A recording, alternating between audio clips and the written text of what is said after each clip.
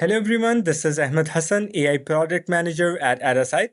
And today I am going to walk you through AI automation, how you can use AI automation to improve your workflows, especially if you are someone who is dealing with repetitive tasks over and over again.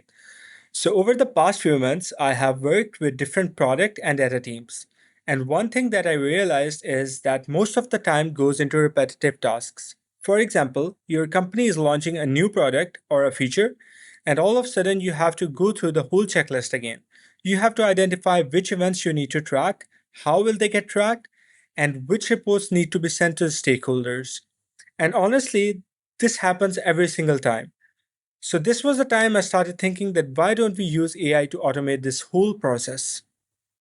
So we started building out the system that could scan your product, understand the user journeys, and then could map out the whole tracking plan about which events need to be tracked, how will they get tracked, what business questions need to be answered, all with that single click.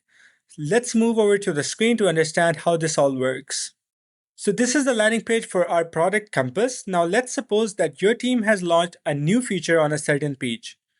All you need to do is enter the URL of the page here and wait till 1 to 2 minutes until it scans your product and provides you a complete tracking plan about what events needs to be tracked, what will be the event properties, property descriptions, business questions that will get answered, all with a single click.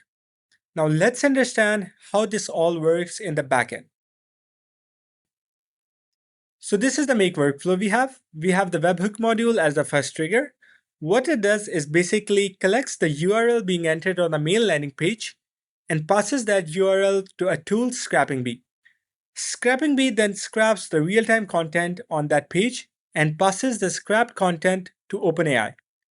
OpenAI then provides structured analysis on what events need to be tracked, how will they get tracked, and the whole tracking plan. This structured information is then passed to Google Sheets and then returned as an output for the user. So that's all. Hope you liked the video. Bye bye.